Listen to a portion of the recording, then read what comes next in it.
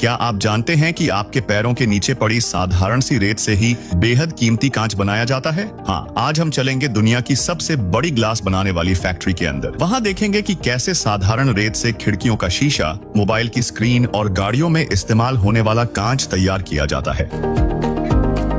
कांच बनाने का मुख्य तत्व है सिलिका रेत, लेकिन याद रखिए, समुद्र किनारे मिलने वाली सामान्य रेत से उच्च गुणवत्ता का कांच नहीं बनता। इसके लिए चाहिए 99% शुद्ध सिलिका वाली खास रेत। इस विशेष रेत को निकालने के लिए बड़ी बड़ी खदानों में डायनामाइट से विस्फोट कर पत्थरों को तोड़ा जाता है। फिर उन पत्थरों को विशाल इंडस्ट्रियल मिलों में पीसकर बारीक रेत में बदला जाता है।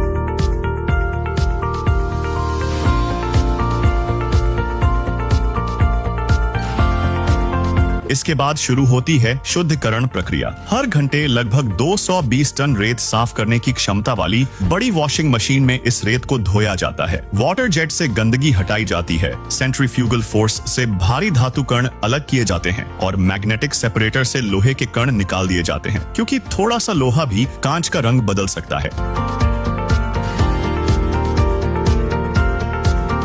शुद्ध रेत में मिलाया जाता है सोडियम कार्बोनेट और कैल्शियम कार्बोनेट। सोडियम कार्बोनेट रेत का गलनांक कम करता है, जिससे वह कम तापमान पर पिघलने लगती है। वहीं कैल्शियम कार्बोनेट कांच को मजबूत और टिकाऊ बनाता है। अगर नीले रंग का कांच बनाना हो तो उसमें कोबाल्ट ऑक्साइड मिलाया जाता है। इसके बाद यह मिश्रण एक विशाल गैस भट्टी में भेजा जाता है, जहां तापमान लगभग 1650 डिग्री सेल्सियस होता है, जो ज्वालामुखी के लावा से भी ज्यादा गर्म होता है। इस भीषण तापमान पर रेत पिघलकर तरल कांच में बदल जाती है।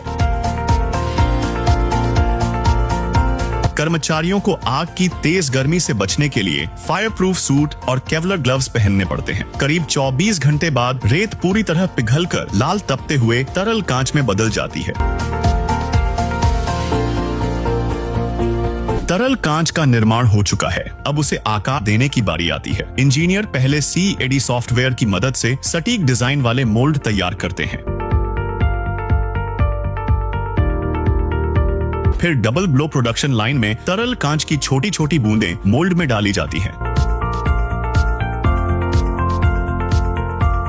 और ऊपर से हाई प्रेशर हवा भरी जाती है। कुछ ही सेकंड में एक पूरी बोतल या जार तैयार हो जाता है। नई बनी बोतलें अभी भी आग की तरह लाल होती हैं। रोबोटिक आर्म उन्हें सावधानी से उठाकर कन्वेयर बेल्ट पर रखती हैं और एक लंबी सुरंग से गुजारा जाता है, जहां उन्हें धीरे धीरे ठंडा किया जाता है। इस प्रक्रिया को एनीलिंग कहा जाता है। अगर कांच को अचानक ठंडा किया जाए तो वह फट सकता है, इसलिए यह चरण बहुत महत्वपूर्ण है। ठंडा होने के बाद हर बोतल को हाई स्पीड कैमरा और ऑप्टिकल सेंसर से जांचा जाता है।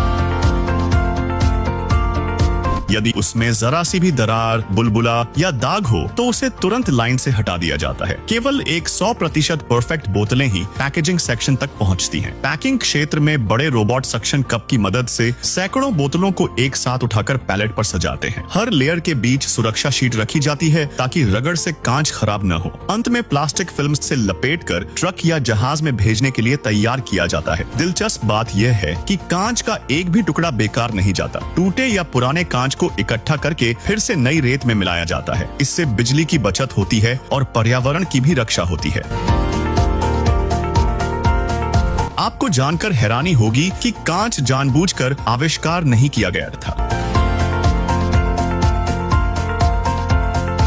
माना जाता है कि लगभग 2300 साल पहले, यानी ईसा मसीह के जन्म से करीब 300 साल पहले, प्राचीन मिस्र वासियों ने आग के पास सोडियम कार्बोनेट मिली रेत को गर्म किया और देखा कि वहां एक पारदर्शी कठोर पदार्थ बन गया। वही था पहला कृत्रिम कांच। प्राकृतिक रूप से भी कांच बनता है। जब ज्वालामुखी का लावा ठंडा होता है या रेगिस्तान की रेत पर तेज बिजली गिरती है, तब अत्यधिक दबाव और ताप से एक प्रकार का कांच बनता है, जिसे ऑब्सिडियन कहा जाता है। प्राचीन लोग इससे हथियार और आभूषण बनाते थे। अगली बार जब आप गिलास में पानी पिएं या अपने स्मार्टफोन की स्क्रीन को छुए तो एक बार जरूर सोचिए कैसे साधारण रेत भयंकर आग की गर्मी सहकर आपके हाथों तक पहुंची है। बाहर से कांच जितना साधारण लगता है, उसके पीछे छिपी होती है विशाल फैक्ट्री, खतरनाक तापमान, आधुनिक मशीनें और इंसानों की मेहनत। अब तक का कौन सा एपिसोड आपको सबसे ज्यादा पसंद आया? कमेंट में जरूर बताइए। फिर मिलेंगे अगले एपिसोड में।